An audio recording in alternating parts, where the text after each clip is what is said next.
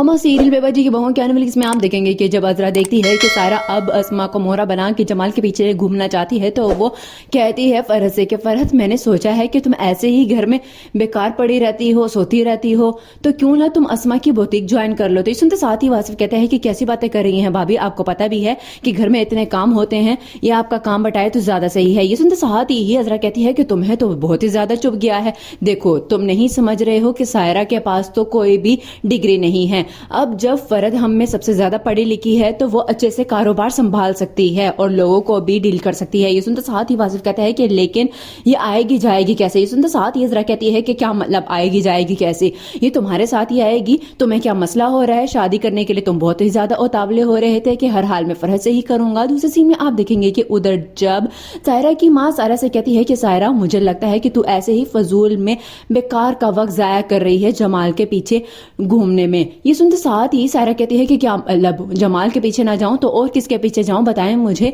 आखिर वही तो मेरा वाहिद सहारा बन सकते हैं, अच्छे से ख्याल रख सकते हैं। तो इस साथ ही कहती है